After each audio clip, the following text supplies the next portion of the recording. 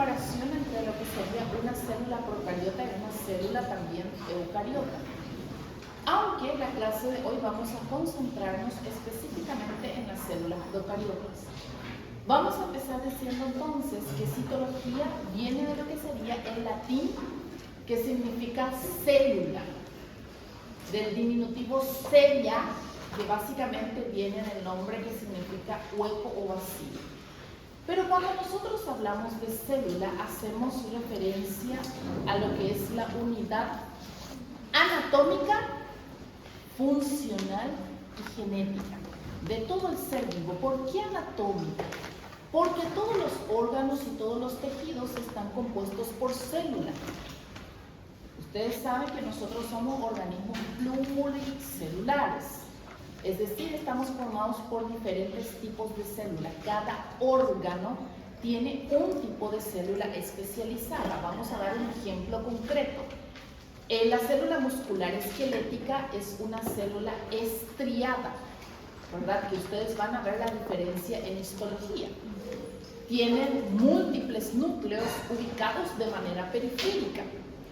Ahora, la célula muscular lisa, como su nombre dice, son células más fusiformes, que significa alargadas y aplanadas.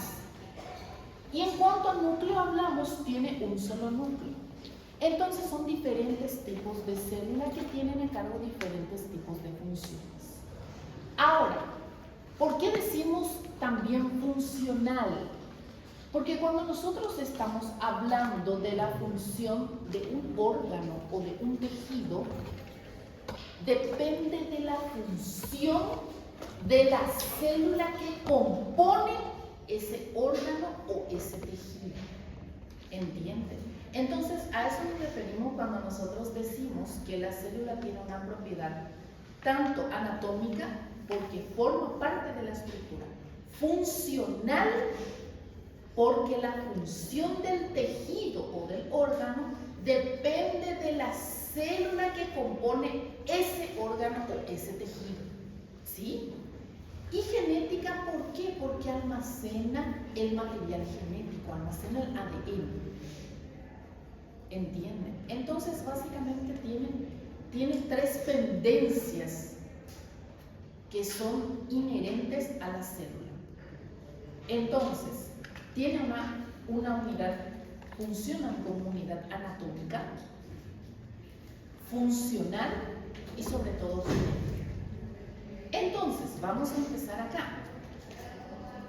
La célula viene del latín que significa célula, del diminutivo cella, que significa hueco o vacío. Y esa es la unidad morfológica y funcional de todo ser vivo.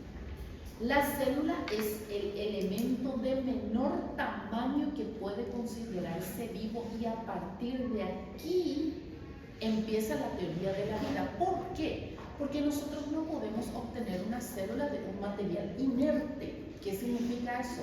Un material sin vida. O sea, eso significa que ustedes no pueden obtener una célula, por ejemplo, de una pared. ¿Entienden? Tiene que derivar de otra célula preexistente. ¿Está bien? Entonces, la célula es la unidad anatómica, porque ustedes ya saben, todos los órganos y tejidos están compuestos por célula o por segregaciones de las mismas. ¿Qué significa segregación? Agrupaciones de las mismas. ¿Está bien? Funcional. ¿Por qué funcional? Porque la función del tejido, del órgano, depende de la función de su célula, de la célula que la compone. Y recuerden que cada órgano o cada tejido está formado por un tipo especial de célula. Y ahí entramos en la parte histológica. Ustedes saben que hay célula muscular esquelética, célula muscular lisa, célula muscular cardíaca, célula nerviosa, célula sanguínea, ¿entienden? Célula hepática. Entonces, cada órgano está compuesto por un tipo especial de célula con características específicas. ¿Está bien? Y genética, ¿por qué genética?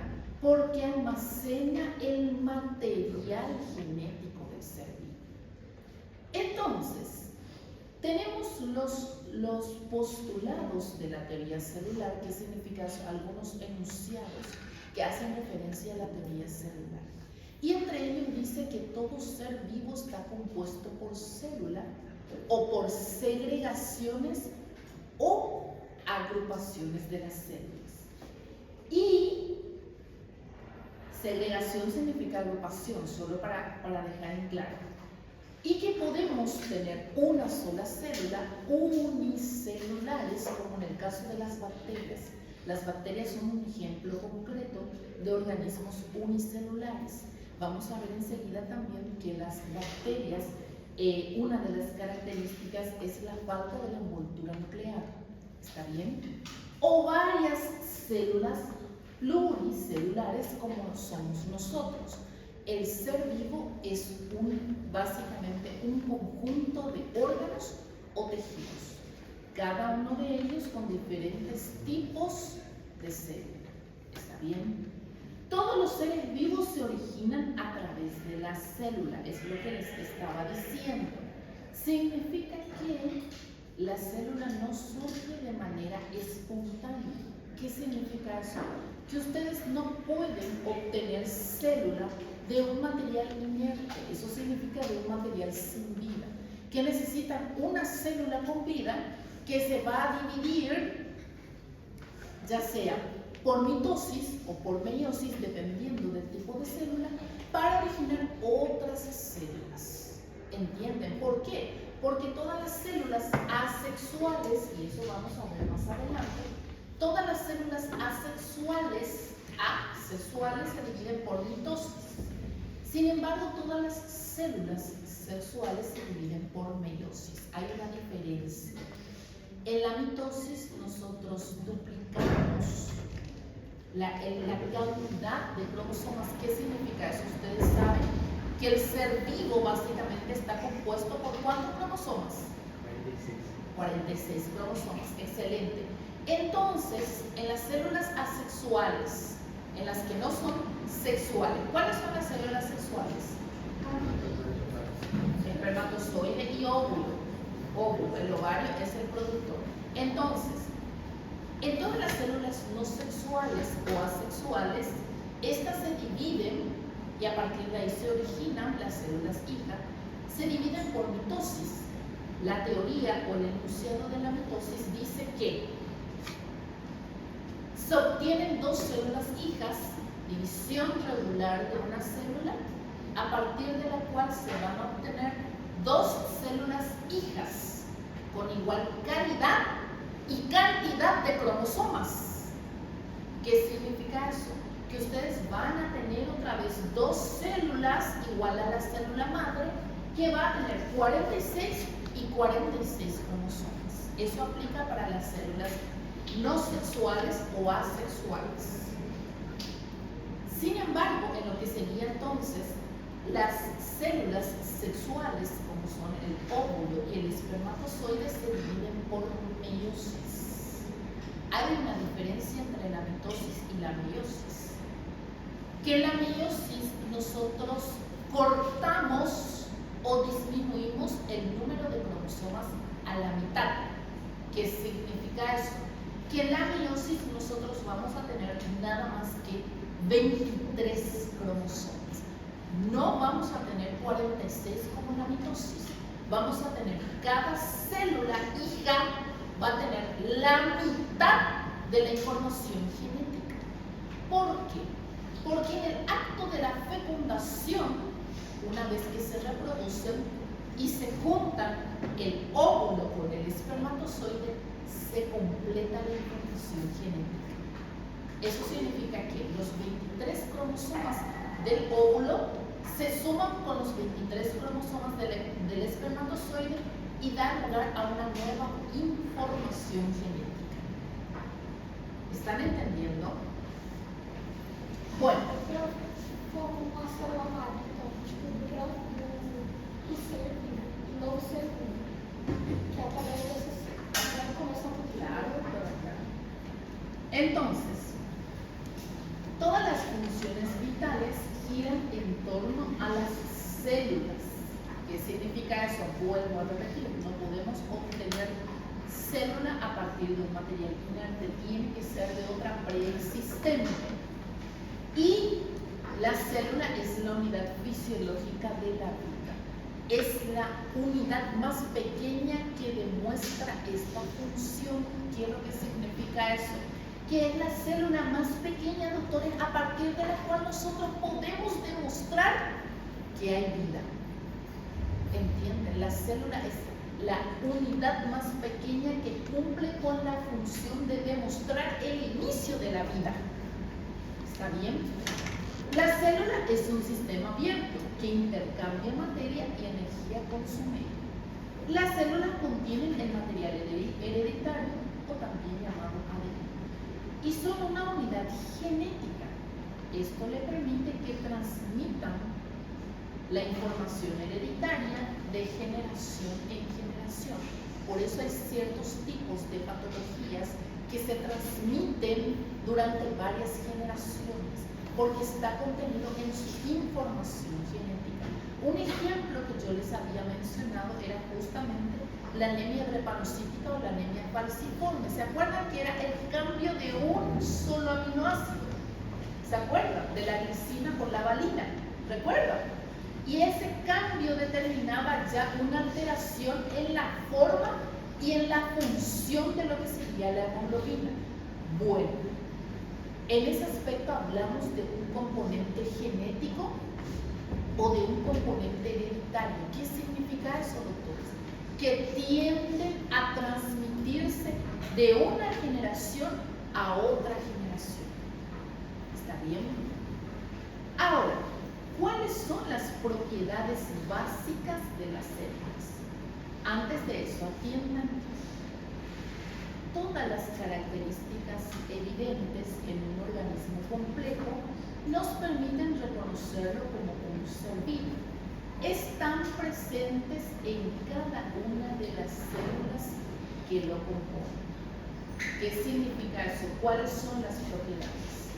Su capacidad de organización, porque vamos a ver que en las células eucariotas todos los organoides que tienen propiedades específicas, por ejemplo el ribosoma, que tiene a su cargo la síntesis de proteína, el retículo endoplasmático liso, que tiene a su cargo la detoxificación, la síntesis de esteroides, entre otras propiedades, está compartimentado, significa estar bien organizado. Programa genética y recursos de aplicación. Reproducción, división celular, que puede ser tanto por mitosis, dependiendo del tipo de célula, o puede ser por meiosis. Captación y consumo de energía. El metabolismo, esto lo tenemos a través de las enzimas, que ustedes saben que aceleran los procesos, son catalizadores, aceleran las reacciones químicas. Actividad mecánica, respuesta a estímulos a través de las hormonas. ¿Sí? ¿Qué significa eso? Que nosotros tenemos, entonces, por decirlo así, tenemos una patología tiroidea. Vamos a los dos extremos. Tenemos tanto el hipotiroidismo como el hipertiroidismo. ¿Cómo va a ser la respuesta al estímulo en ausencia o déficit de la hormona tiroidea? El hipotiroidismo. En caso de disminución de la hormona tiroidea, del hipotiroidismo, ¿cómo se manifiesta eso en el organismo? Tenemos una disminución o enlentecimiento del metabolismo, lo que le lleva al paciente al estreñimiento. Tenemos una disminución de la frecuencia cardíaca, que se conoce en términos como bradicardia. Tenemos una intolerancia al frío. ¿Por qué la intolerancia al frío? Porque disminuye la frecuencia cardíaca. Al disminuir la frecuencia cardíaca, al bajar la frecuencia cardíaca, disminuye la cantidad de sangre que bombea el corazón por minuto. Eso significa que disminuye el gasto cardíaco. Entonces, el gasto cardíaco es el bombeo de sangre del corazón, la cantidad de sangre que el corazón está bombeando en un minuto. Disminuye entonces el gasto cardíaco. Al disminuir el gasto cardíaco, disminuye el riego de sangre a los tejidos periféricos, y ahí se entiende la piel. Y entre las funciones de la hemoglobina, entre las funciones del flujo sanguíneo, está regular la temperatura corporal también.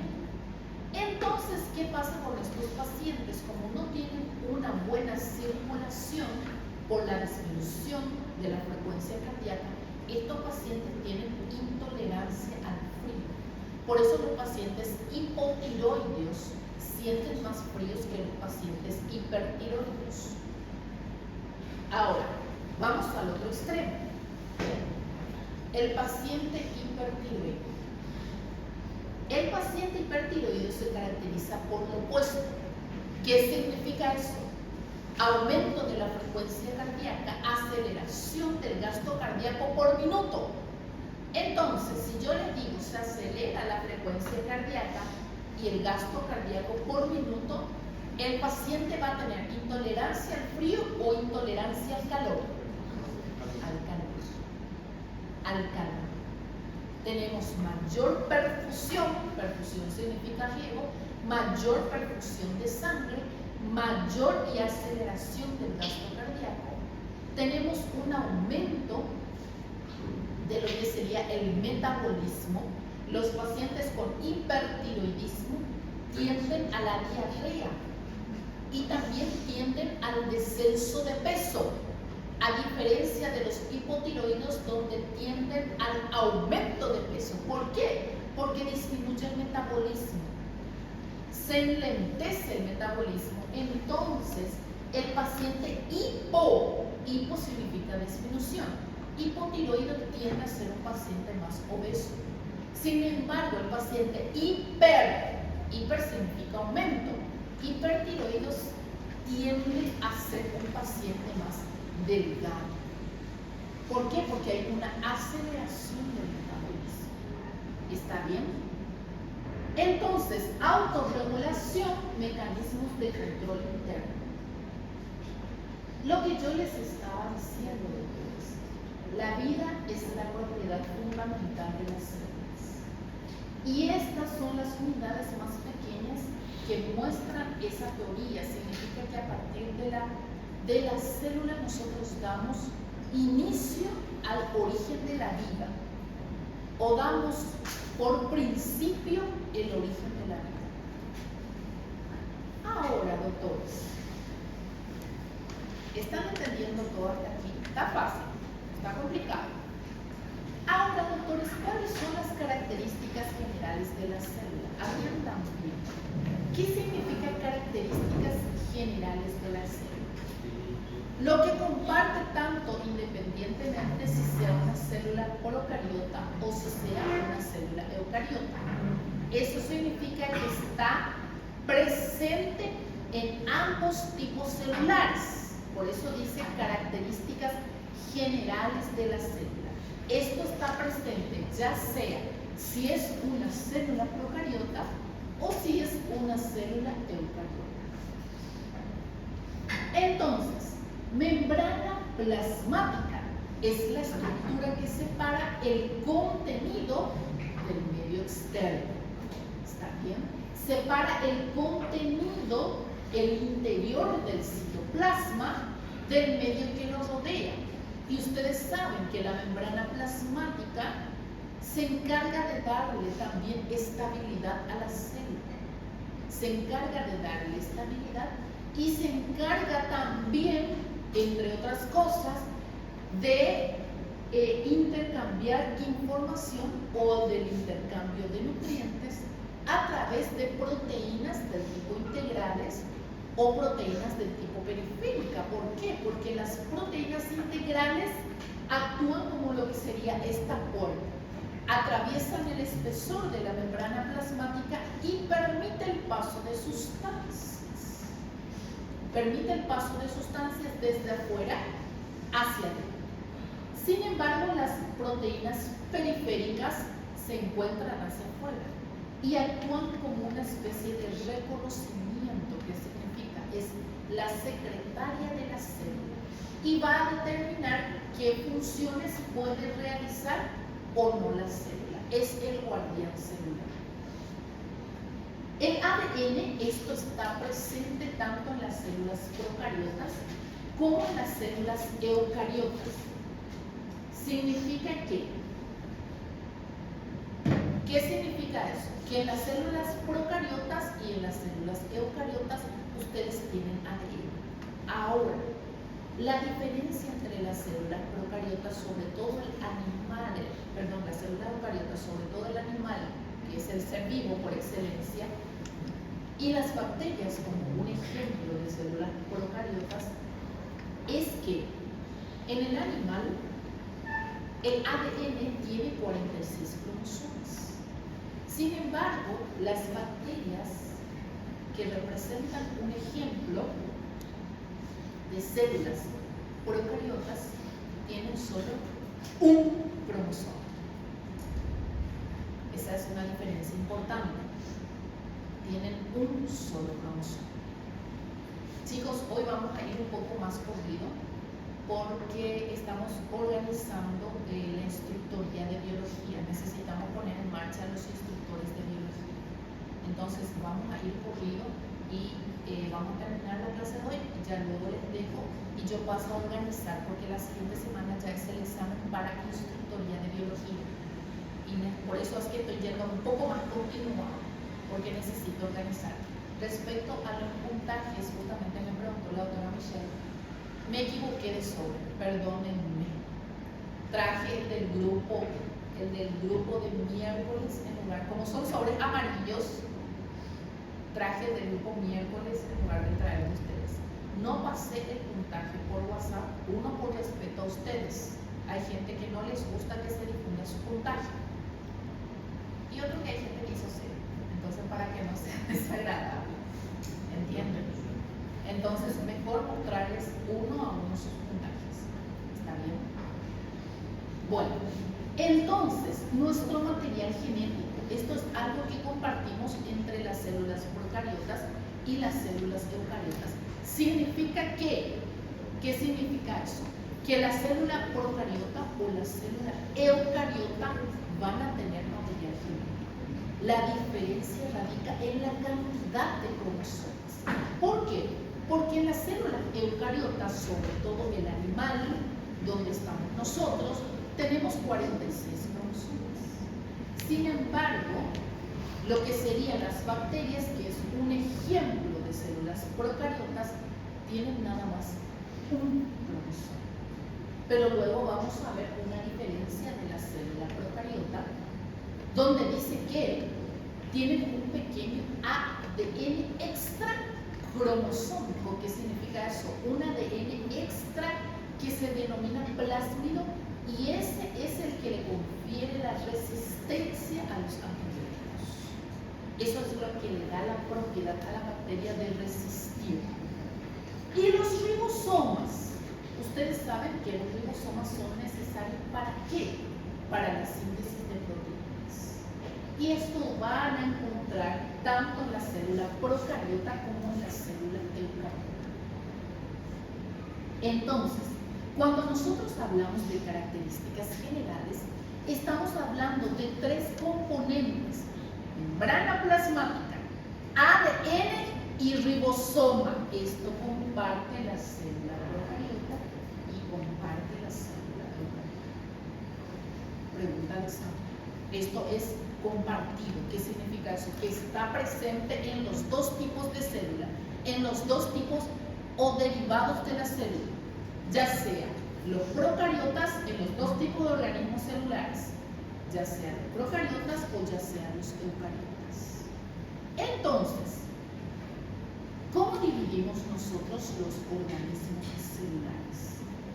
Se dividen en procariotas, y entre ellos tenemos a las bacterias o las algas azules, y tenemos los eucariotas, y entre ellos tenemos los protistas. Un ejemplo concreto representan los protozoarios, más específicamente, por ejemplo, entre patologías, si hablamos, la denominada toxoplasmosis.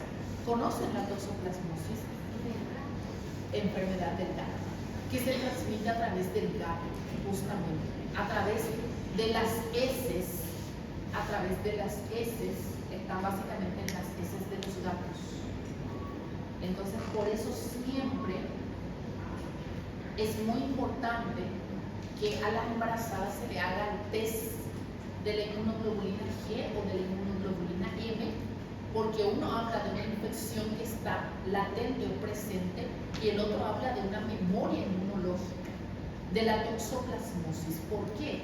Porque ellos causan ciertas alteraciones en el feto, en el embrión, que pueden ir inclusive hasta la ceguera. Por eso es muy importante.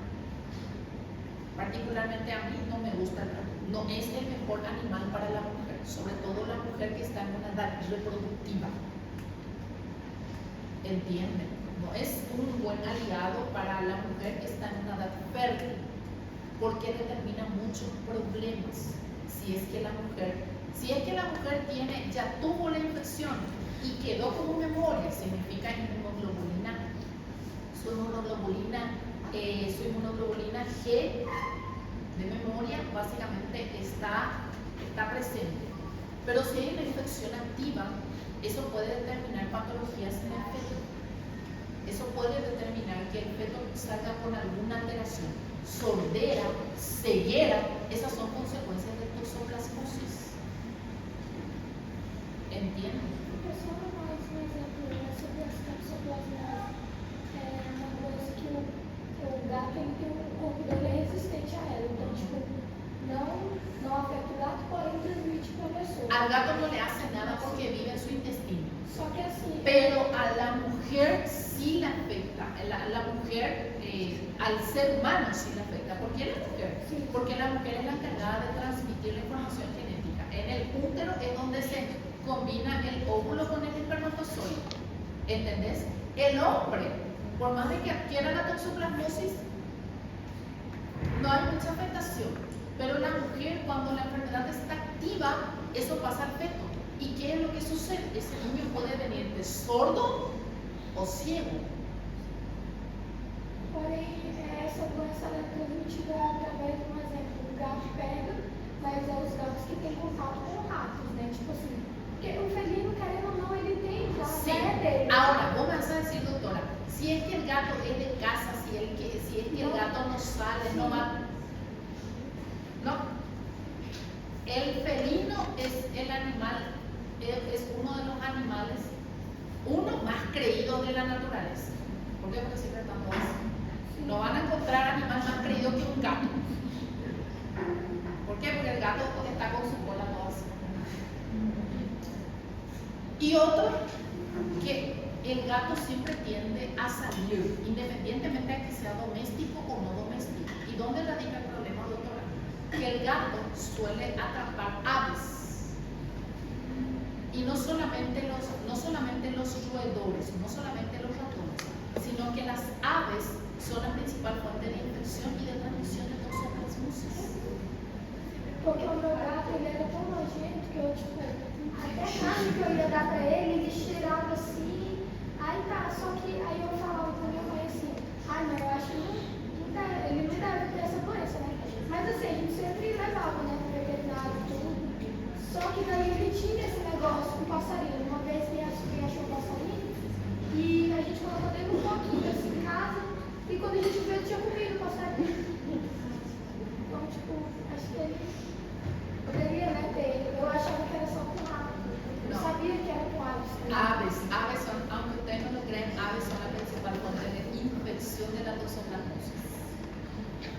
En un principio se creía que eran los roedores, los ratones, pero hoy día se descubrió porque no se entendía el por qué gatos domésticos, gatos de casa transmitían igual la toxoplasmosis. En teoría son gatos más cuidados, pero muchos de ellos por instinto y naturaleza cazan. Eso es algo instintivo, algo primitivo. Es como que ustedes le tengan a una víbora de mascota. cualquier momento les va a morder. O en cualquier momento, yo he visto una vez la estupidez humana cuando no tiene límites, que le tenía una anaconda como mascota y el anaconda llevaba días sin comer. ¿Escucharon esa historia? Que daí ela se esticava na cama. En la cama, exactamente, se le pegaba y llevaba días sin comer. ¿Por qué? Porque se estaba preparando para tragarle a su dueña. Es así de simple. La estupidez humana no tiene límites. Entonces, nunca subestimen hasta qué punto puede llegar a ser estúpido un ser humano. Entonces, bueno, pasa lo mismo con los gatos. Los gatos son cazadores por naturaleza también. ¿De qué? Aves y roedores. Entonces, antes no se entendía por qué los gatos domésticos aún así tenían toxoplasmosis. Y luego se hizo un estudio y se verificó que no solamente los roedores eran los que transmitían la toxoplasmosis, sino también las aves.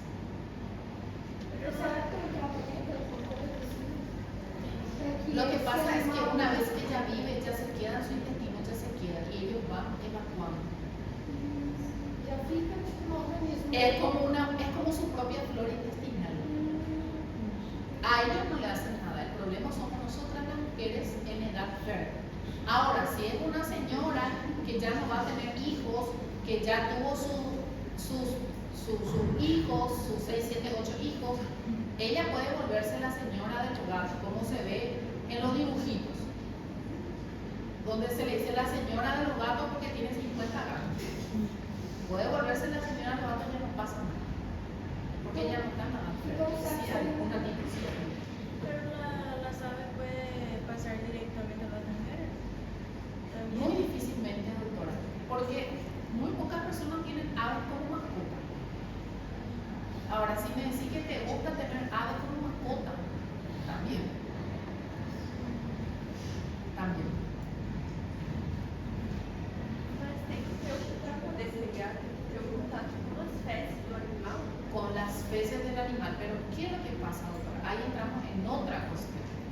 Aunque vos le pongas su arenero, aunque el gato caiga en el arenero, vos limpies el arenero, vos decís que limpiar todo el tiempo el arenero, la toxoplasmosis tiene una propiedad, unos pelitos que se denominan pigis, que hacen que se adhieran a las superficies. Entonces, por más que vos estés limpiando el arenero, toda esa zona está contaminada. Entonces, aunque ustedes limpien el arenero ustedes ya limpian, no es por una cuestión de higiene y asepsia. Bueno, sí higiene, pero ya no es por asepsia. Ustedes limpian por una cuestión de higiene y para que el lugar no tenga olor. Pero ese lugar está contaminado igual.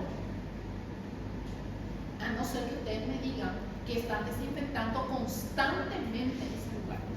¿Y quién hace eso? Nadie. Entonces, las células eucariotas, como los protistas, los protozoarios, un ejemplo, la toxoplasmosis, las plantas, los hongos y los animales que somos nosotros. Y los organismos no celulares, los virus, los viroides y los priones, esto vamos a ver más adelante sus características específicas. ¿Por qué, doctores? Porque hoy básicamente vamos a hacer diferencia en lo que serían dos tipos de células, que son las células procariotas y son las células eucariotas. Antes de entrar, quiero que sepan bien, procariota, ¿qué significa pro? Antes, carión, núcleo, antes de la envoltura nuclear. Eso significa entonces procariotas, antes de la envoltura nuclear. Esto es para que ustedes puedan observar a imagen lo que sería una diferencia entre las células procariotas y las células eucariotas. Nosotros decíamos que las células procariotas, había tres componentes que tenían las células procariotas y las células eucariotas, independientemente, a las demás diferencias. ¿Cuáles eran? la presencia del ribosoma, la presencia del ADN, que también tiene lógicamente la célula eucariota, pero también la procariota, y la membrana plasmática o membrana celular. Ahora, si se fijan, la célula procariota por fuera de lo que es nuestra membrana plasmática tiene la pared celular. Pero atiendan, eso no es una propiedad particular de las células procariotas. ¿Qué significa eso? Que no es algo propio de las células procariotas, no, es solamente que pared celular van a encontrar en las células procariotas. ¿Entienden? Nuestra membrana celular, entre la membrana celular y la pared celular hay algo que se denomina espacio periplasmático. ¿Sí? El ADN, que en este caso, si se fijan, aquí está cubierto por la envoltura nuclear. Por eso se le denomina procariota. Pro, antes, carión, núcleo, antes de la envoltura nuclear. ¿Entienden? Pro, antes. Entonces, este ADN básicamente forma parte de un lugar en el que sería el citoplasma, y en las células procariotas a este ADN que se encuentra en el citoplasma se le denomina nucleoide. Pregunta de examen. Nucleoide, el ADN que está básicamente contenido en un lugar del citoplasma de las células procariotas. El ADN. ¿Qué pasa? Acá vos tenés tu ADN que está envuelto por una envoltura nuclear. Le separa del citoplasma. Pero en la procariota tu ADN forma parte de un lugar en el citoplasma. Y a ese ADN que forma parte del lugar en el citoplasma se le denomina nucleoide. ¿Sí? A ese ADN que forma parte de lo que sería el material del citoplasma se le denomina nucleoide. Ribosoma, que está suelto aquí, que ustedes saben que es para la síntesis de proteína. Entonces, si analizan, la diferencia es abismal con las células de eucariota. ¿Por qué? Porque para empezar nosotros tenemos envoltura nuclear que separa el material genético, el ADN, de lo que sería el citoplasma. Y otra diferencia radical, importantísima, es que en las células eucariotas el citoplasma está compartimentado. ¿Qué significa eso? Que se divide en dos partes. El sistema de endomembranas, donde tenemos, por ejemplo, el aparato de Golgi, tenemos a las mitocondrias justamente, tenemos a los ribosomas también, pero hay una diferencia bien grande, que en las células eucariotas, doctores, nuestro sistema de endomembranas se encuentra compartimentado y cubierto por membrana o pared celular, tiene su propia pared celular, se separa del resto del citoplasma. Entonces, primer componente del citoplasma, básicamente el citoplasma de la célula eucariota se divide en dos: sistema de endomembranas, que tienen las organelas, cada una de ellas con una función y productos diferentes, y lo que sería nuestro citosol o matriz citoplasmática. El citosol o matriz citoplasmática es este líquido que ustedes encuentran aquí, que se encuentra entre el sistema de la endomembrana, y también por otra parte nuestra envoltura nuclear. El citosol o sistema de endomembranas, básicamente su componente más abundante es el agua, y también tienen otros nutrientes. ¿Sí? Entonces, el citoplasma de la célula eucariota se encuentra compartimentado. Esa es otra diferencia con las células procariotas, que aquí el citoplasma no está compartimentado. Pero en las células eucariotas el citoplasma está compartimentado. ¿Por qué? Porque tenemos el sistema de endomembranas por un lado y el citosol o matriz citoplasmática por otro. ¿Está bien, doctores? Bueno, antes de continuar, pequeña pausa de 5 minutos, porque ustedes son 500. Voy a llamar la lista. ¿Está bien?